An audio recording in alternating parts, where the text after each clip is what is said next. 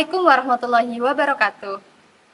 Hai teman-teman semua, perkenalkan saya Holimatur Rosita, NIM 4001422-047 dari Prodi Pendidikan IPA Fakultas Matematika dan Ilmu Pengetahuan Alam Universitas Negeri Semarang. Jadi pada etnovlog kali ini, saya akan membahas kearifan lokal daerah saya, tepatnya di Kecamatan Bumi Jawa, Kabupaten Tegal, yaitu tentang objek wisata Guci.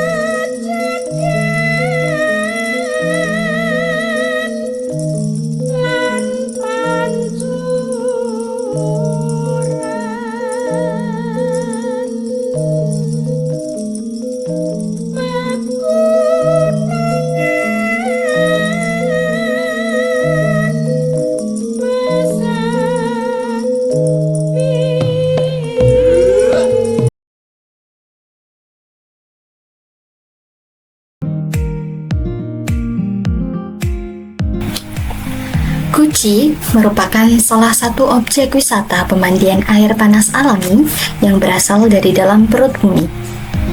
Tepatnya, lokasi wisata Guci ini berada di bagian kaki Gunung Slamet, Desa Guci, Kecamatan Bumi Jawa, Kabupaten Tegal, dengan ketinggian sekitar 1050 meter di atas permukaan air laut. Objek wisata Guci ini dikenal karena keindahan alamnya, terutama air panasnya.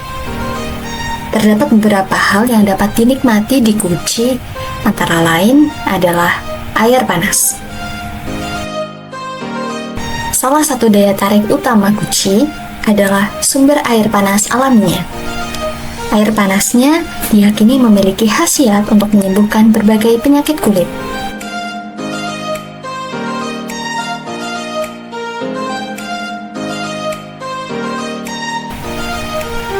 Selain itu, pengunjung juga dapat menikmati keindahan alamnya.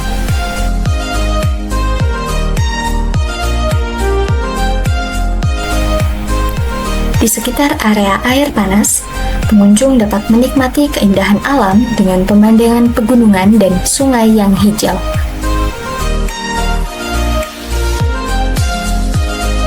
Selain keindahan alam dan air panasnya, di Guci juga disediakan fasilitas kolam renang. Fasilitas kolam renang ini dirawat dengan baik oleh pengelola dan dapat digunakan untuk pengunjung yang ingin bersantai dan juga berenang. Guci juga memiliki fasilitas rekreasi keluarga, seperti taman bermain untuk anak-anak, sehingga cocok untuk berlibur bersama keluarga. Perkenalan dulu ya Pak Emil. Saya Rosita dari Prodi Pendidikan IPA Fakultas Matematika Ilmu Pengetahuan Alam Universitas Negeri Semarang.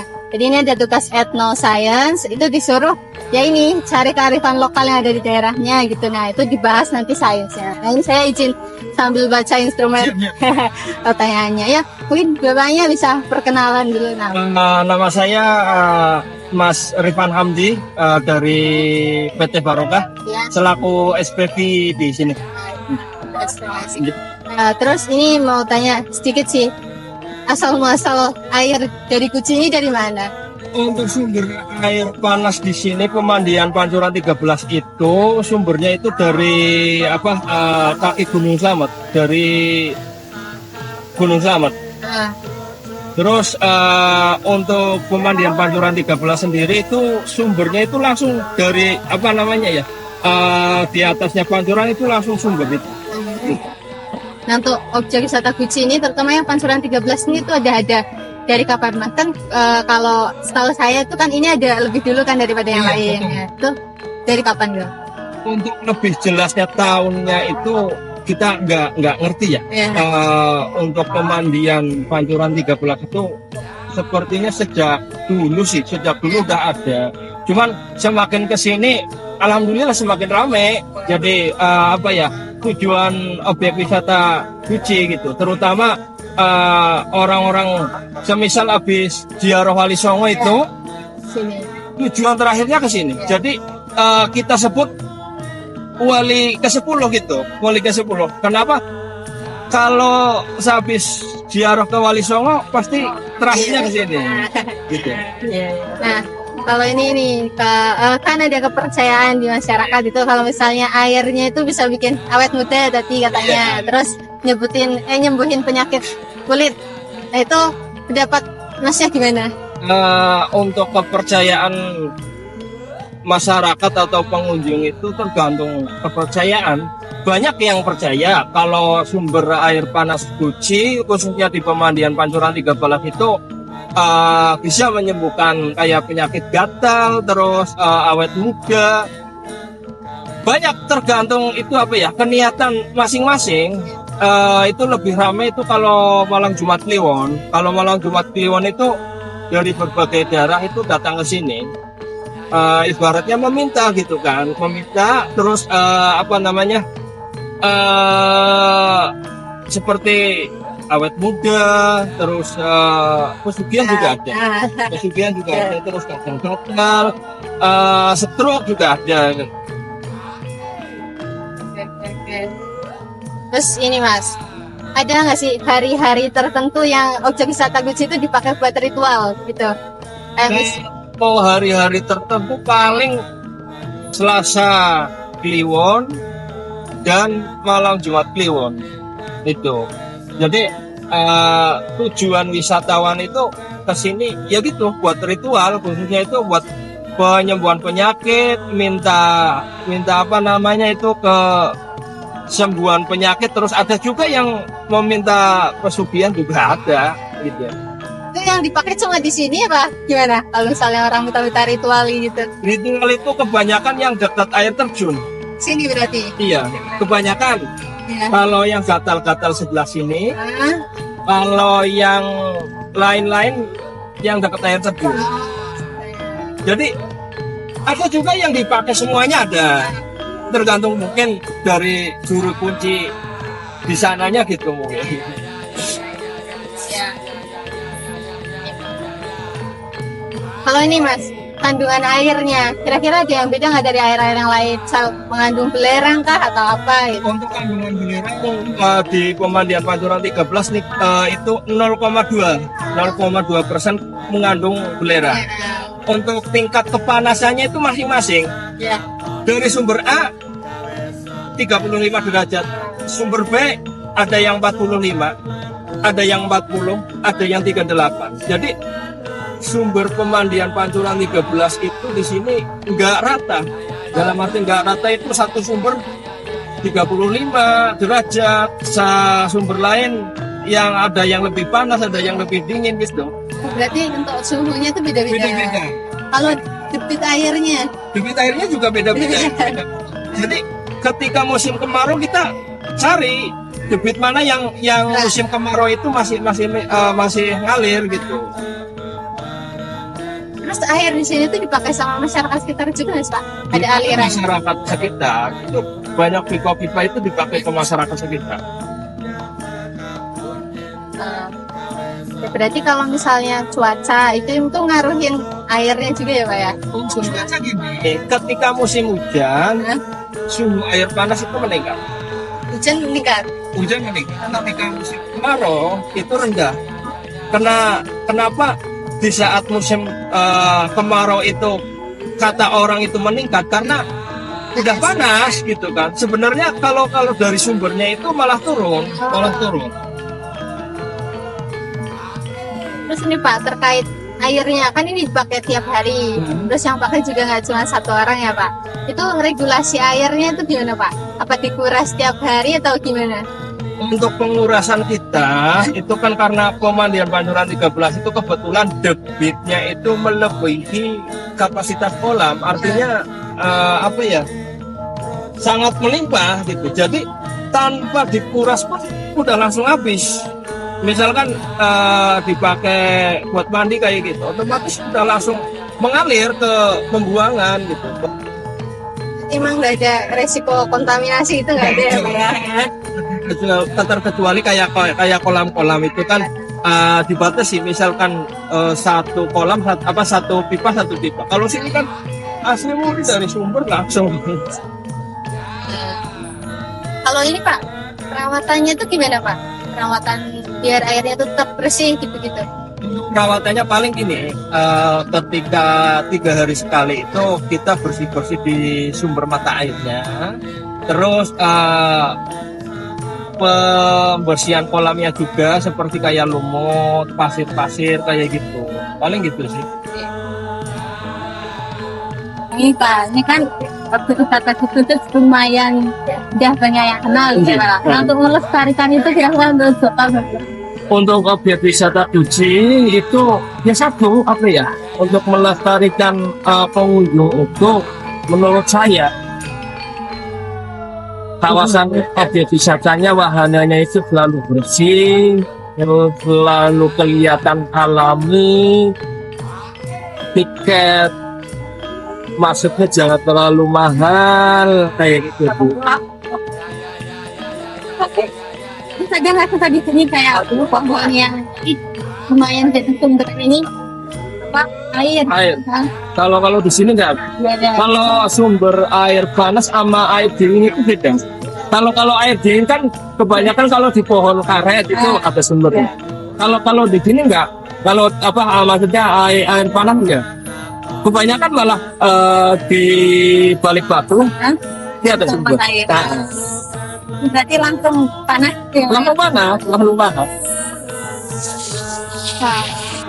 Bapak selama kerja di sini lah, tantangan untuk jaga kebersihan di sini tuh gimana Pak? Untuk masalah kebersihan itu tantangannya ketika lagi musim liburan. Iya, itu sangat-sangat menantang banget. Jadi setiap hari aja ada berapa satu mobil itu sampah dari sini doang. Berarti sampahnya jadi langsung dibawa ke TPA. Dan setelah dibawa ke TPA. Dan sini nggak ada tempat buat buang sampah. Ya ada masyarakat. Kalau ini Pak, pengunjung di sini tuh normalnya tiap hari berapa? Untuk hari normalnya itu pengunjung itu paling dari ada peningkatan paling ketika hari Sabtu Minggu. Hari Sabtu Minggu itu 2 hari. 2 kali gitu. Siap ya. Barangkali mau main-main Bu. Ya nanti mau lihat-lihat dulu.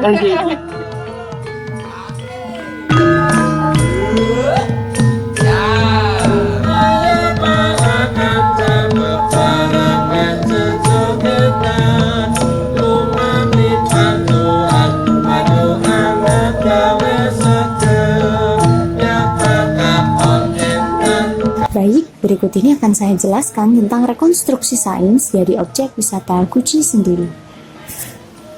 Rekonstruksi sains yang pertama itu berkaitan dengan siklus hidrologi, di mana pertanyaan yang digunakan adalah dari mana asal-usul air panas Guci. Masyarakat sekitar percaya bahwasanya air panas Guci berasal dari dalam perut bumi. Sedangkan secara ilmiah, air panas Guci itu berasal dari air hujan yang sudah melewati siklus hidrologi menjadi air tanah. Air hujan yang meresap ke dalam tanah terpapar pada panas bumi di lapisan batuan bawah tanah. Sehingga ketika kemudian naik kembali sebagai air panas, dia memiliki suhu yang panas karena sudah melalui proses konveksi geotermal. Untuk rekonstruksi sains yang kedua adalah daur sulfur biogeokimia, yang mana pertanyaan yang digunakan adalah apakah air panas Guci mengandung belerang dan dari mana asal belerang tersebut. Masyarakat di sekitar Guci percaya bahwasanya air panas Guci mengandung belerang. Dan secara sains, air panas Guci memang mengandung belerang sebanyak 2% yang berasal dari siklus biogeokimia, di mana belerang larut di dalam air hujan dan mengalir ke air tanah. Nah, kandungan belerang ini memiliki banyak manfaat karena sifatnya sebagai antimikroba yang bermanfaat dalam perawatan kulit manusia. Untuk rekonstruksi yang ketiga, berkaitan juga dengan materi siklus hidrologi, yang mana pertanyaan yang digunakan adalah apakah Guci memiliki dua jenis air, yaitu air panas dan air dingin, dan apakah sumbernya sama? Berdasarkan pengetahuan masyarakat, semua air baik yang panas maupun yang dingin di Guci itu berasal dari sumber yang sama. Sedangkan berdasarkan sains ilmiah, air panas Guci berasal dari sumber air tanah yang mengalir melalui celah-celah batuan dengan suhu yang tinggi. Sementara air dingin berasal dari mata air dekat pohon-pohon besar seperti pohon karet, yang mana keduanya memiliki sifat yang sangat bersih karena berasal dari sumber yang alami. Baik, untuk selanjutnya akan saya jelaskan tentang rekonstruksi STEM dari objek wisata Guci. Yang pertama adalah ethnoscience. Jadi, untuk ethnoscience dari objek wisata Guci sendiri berkaitan dengan materi daur biogeokimia dan juga siklus hidrologi yang sudah saya jelaskan sebelumnya. Untuk selanjutnya adalah etnoteknologi, yang mana etnoteknologi ini berkaitan dengan air panas Guci yang digunakan oleh masyarakat sekitar. Jadi, jumlah air Guci yang melimpah dan airnya yang sangat bersih dimanfaatkan masyarakat sekitar untuk disalurkan ke rumah-rumah warga, dan sebagian ada juga yang mengalir ke persawahan. Kemudian yang ketiga adalah ethnoengineering, yang mana ethnoengineering ini berkaitan dengan masyarakat yang memasang pipa-pipa besar di sekitar sumber air Guci. Pipa-pipa besar tersebut digunakan oleh masyarakat untuk mengalirkan air dari sumber yang sangat melimpah menuju ke permukiman warga dan digunakan sebagaimana mestinya. Sedangkan air dari tempat wisata dibiarkan mengalir melewati sungai atau saluran air di sekitarnya untuk kemudian dialirkan ke persawahan sebagai sumber air di sana. Kemudian adalah etnomatematika yang berkaitan dengan penghasilan objek wisata Guci yang cukup besar. Objek wisata Guci ini menjadi salah satu penyumbang penghasilan daerah yang cukup tinggi. Jumlah pengunjungnya di hari normal sekitar 1.000 orang. Dan jumlah pengunjung di hari libur bisa 2 kali lipatnya.